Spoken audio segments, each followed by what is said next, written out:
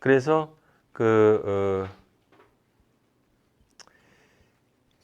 지금 하나님의 말씀을 제쳐놓고 접대를 일삼는 것이라는 말은 무슨 뜻이냐면 그 본질로, 다시 본질로 돌아가야 한다는 뜻이에요. 본질로. 예. 말씀으로 정확히 돌아가야 한다. 성령 충만한 상태로 돌아가야 한다.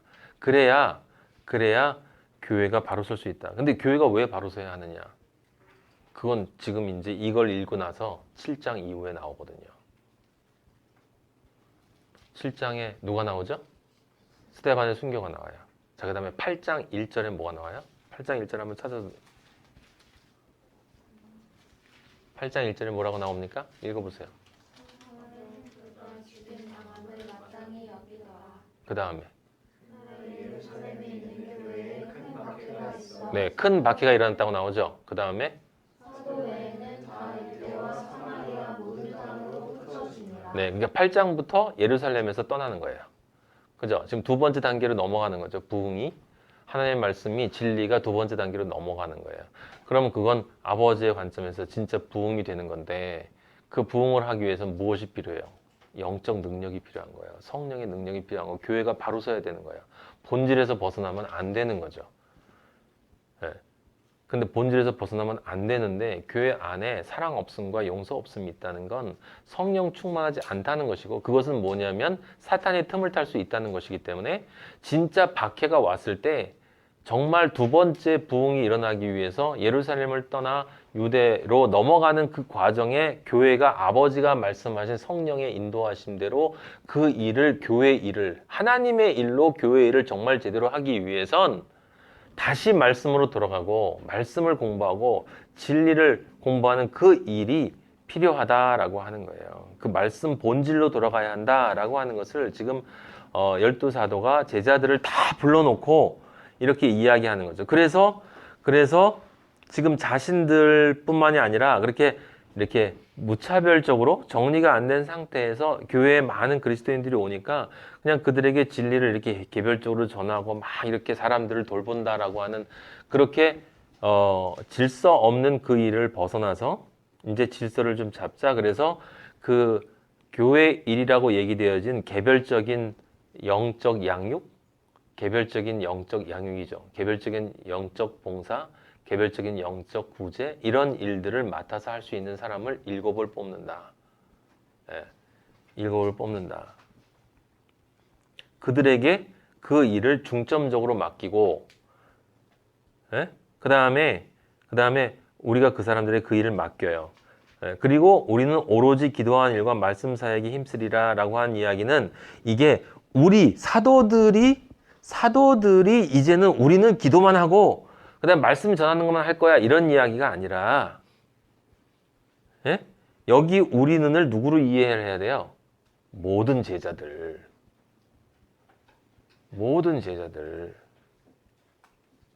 서로 질서 없이 하나님의 일을 교회 일로 하면 안 되고 교회 일을 이렇게 맡아서 할 수 있는 사람. 그럼 교회 일이라고 하는 것도 결국 무엇을 위한 일이야? 하나님의 일을 위한 거죠.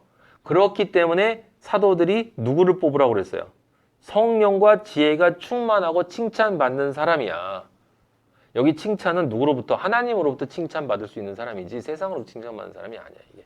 이게 한 단어도 그냥 읽으면 안 돼요. 여러분들은 성령과 하나님의 영과 연합되어졌고 하나님의 영으로부터 부어지는 그 말씀의 해석을 통한 지혜, 그 지혜로 내 삶이 온전히 이끌어지기 때문에 하나님으로부터 칭찬받는 그 사람이 있으면 그 사람을 7을 택하라는 얘기는 사도보다 못한 사람을 얘기하는 게 아니에요. 진짜 그리스도인. 그러니까 무슨 얘기야? 진짜 성령 충만한 사람. 이 사람들은 지금 그렇게 크게 걱정할 필요가 없는 사람. 나머지는 지금 다 걱정될 사람들이야. 나머지는 모두 이제 다시 말씀을 공부하고 다시 본질로 돌아가고 다시 기도를 해야 되는 사람들이 말고 성령과 지혜로 충만하고 하나님부터 칭찬받을 수 있는 진짜 성령 충만한 사람을 골라서 그 사람들은 조금 여유를 가지고 개별적인 봉사, 거룩한 봉사를 할 수 있다. 그 사람들을 우리 시키고 우리들은 다 모여서 다시 말씀으로 돌아가서 성령 충만, 이제 곧 세상으로 흩어져서 말씀을 전해야 되는데 그 말씀을 전해야 되는 우리들의 하나님의 일이 내 안에서 교회로 온전하게 이루어지지 않는다면 어떻게 그 일을 우리가 행할 수 있겠냐라고 하는 이야기란 말이에요. 지금 이 말이. 예? 그러니까 영적인 눈이 있는 사람이기 때문에 사도들은 지금 그걸 본 거예요. 문제의 본질이 무엇인가를 본 거야. 무엇이냐? 하나님의 일을 하기 위한 준비가 아직 안 됐다. 제자들은 모였는데 깨어 있어야 되겠다. 그래서 깨어 있을 필요가 없는 정말 성령 충만한 사람들. 그래서 스데반이 보통 사람들이 뭐 스데반과 일곱 집사라고 하는데 여기 스데반 일곱 집사라는 거는 성경에 없어요, 여러분. 예. 이 스데반이 일곱 집사라고 하는 건 그 사도행전 21장 8절 한번 찾아볼래요? 사도행전 21장 8절.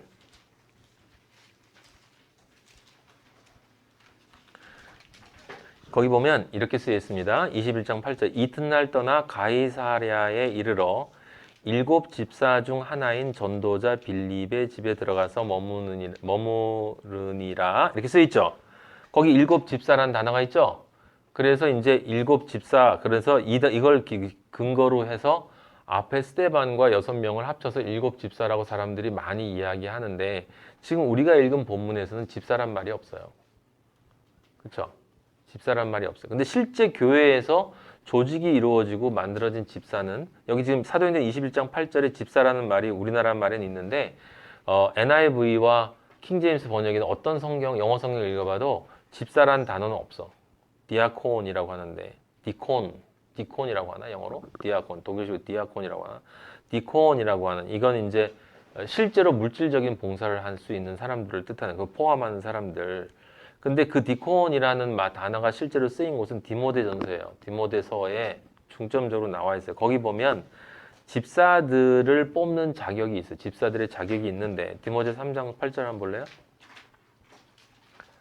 집사들은 정중하고 단정하다는 뜻이에요. 이게 단정은 영적인 단정을 뜻하는 겁니다. 영적인 정중하고는 일구이연을 하지 않고는 무슨 말이에요? 진리 이외엔 다른 말을 하지 않는다는 뜻이지. 예? 예.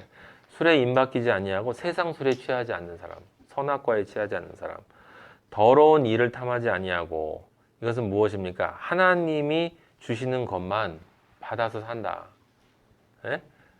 자신이 생각해서 그런 것을 끄집어내자. 깨끗한 양심은 거룩한 하나님의 관점에서 양심이에요. 믿음의 비밀을 가진 자.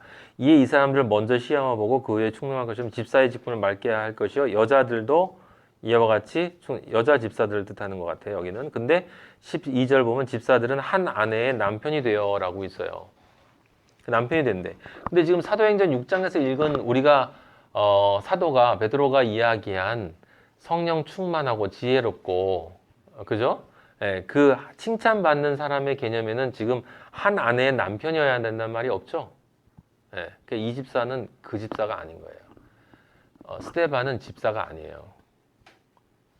초대교회 때 7명의 거룩한 자, 구제하기 위한 자로 사도들을 모든 사람들을 대신해서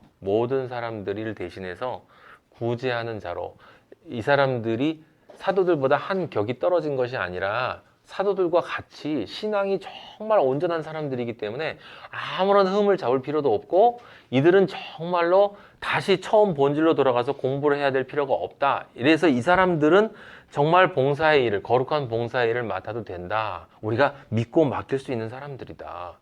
나머지 너희들은 공부해야 된다. 라고 하는 그렇게 구분되어진 이 사람들은 그냥 남편으로 좋은 가정을 이끌어 가라는 것이 아니야. 지금 이 사람들이 뭘 해야 되냐면 진짜 거룩한 구제를 해야 되는 사람이에요. 만약에 그 집사가 이 집사라면 스데반은 어떻게 하면 안 되냐면 그 다음에 순교하면 안 돼요. 바로 다음 장에 스데반이 뭐 했어요? 순교했어요. 한 아내의 남편이 될 사람이 아니에요. 물론 디모데전서도 그런 의미는 아니에요. 영적으로 읽으면 또 다른 의미가 되지만 어쨌든 교회에서 초대교회 때 있었던 이 실제 조직이 만들어진 다음에 생겼던 집사는 이 처음 스데반을 비롯한 6명은 아니에요. 그들은 집사가 아니야. 그 아까 얘기했던 사도행전 21장 8절은 영어 성경이고 실제 원어를 헬라어 원어를 봐도 그 챕트라고 하는 일곱이라는 단어밖에 없어요. 일곱이라는 단어. 집사라는 단어가 없어요. 그러니까 후에 이제 집사라는 말이 들어갔다라고 봐야 되는데 뭐 그건 그렇게 중요한 게 아니고 우리가 집사라고 생각해도 괜찮아요. 전혀 문제가 되지 영적으로는 전혀 문제가 되지 않습니다. 그러니까 아버지가 그냥 이렇게 허락을 하신 거겠죠. 하지만 이왕이면 우리는 정확하게 알면 좋겠다라고 해서 제가 여러분들에게 말씀드린 거예요. 그래서 스데반과 나머지 6사람들은 무엇을 위해서 지금 필요한 거냐면 정말 거룩한 구제를 위해서 선택된 사람들이야. 정말 거룩한 구제.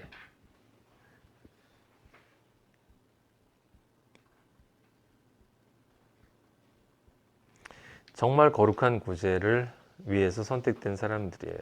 자, 6장 7절 한번 보세요. 그 진짜 거룩한 구제가 뭘까요?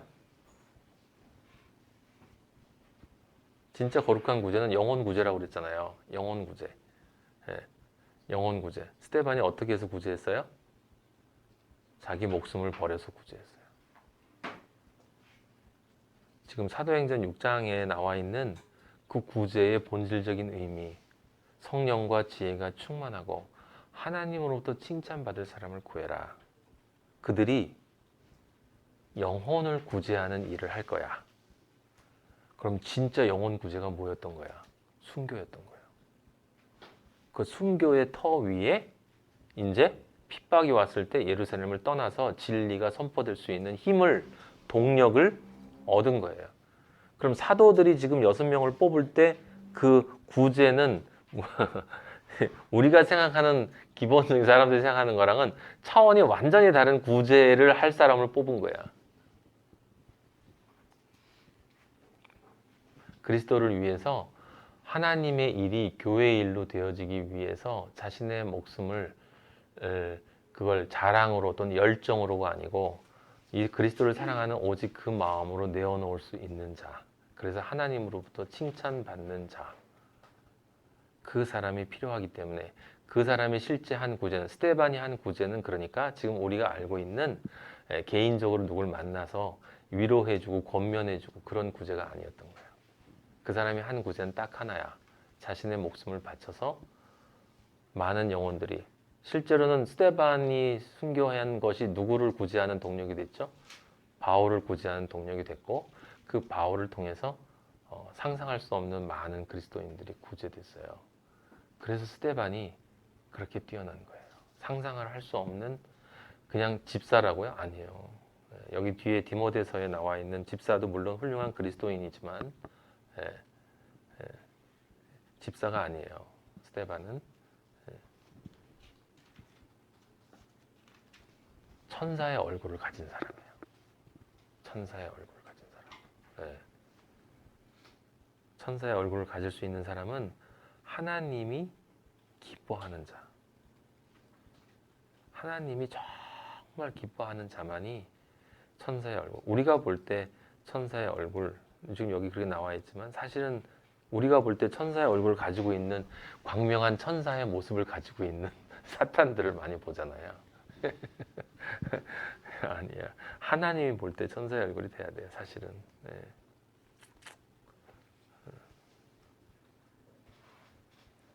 그 왜 천사의 얼굴이라고 했을까? 라는 생각을 해보면 정말 영적인 그 예수 하나님과 영이신 하나님과의 영적인 은혜로, 영적인 진리로 가득 찬 사람이다. 그러니까 영적인 존재인처럼, 그게 무슨 뜻이겠어요? 세상적인 것으로부터는 완전히 분리가 된 사람이라는 뜻이지. 아까 그 우리가 처음에 했던 그 합당하지 않은 자의 목록에는 절대로 들어갈 수 없는 사람. 그 자취조차 없고 정말 성령 충만, 말 그대로 오직 성령으로만이라고 하는 그런 존재였죠.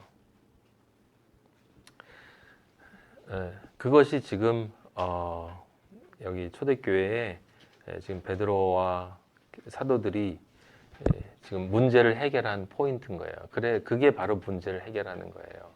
우리가 본질로 돌아가지 않으면 이 문제가 그들은 보이는 문제를 본 게 아니라 보이지 않는 문제를 본 거예요. 보이지 않는 문제. 그래서 보이지 않는 문제인 영적인 해이해짐, 성령 충만하지 않은 사람들이 있다. 여기 안에. 사실은 따져보면 뭐 많았다는 거지. 그러니까 기도와 말씀을 통해서 우리가 다시 새로워져야 되겠다. 그래서 그렇게 문제를 그렇게 해결했기 때문에 6장 7절에 하나님의 말씀이 그죠? 말씀으로 돌아가자 했으니까 말씀이 점점 왕성하여졌다라고 했고 예루살렘에 있는 제자의 수가 더 심히 많아지고 여기 지금 이제 영적 부흥이 일어났다.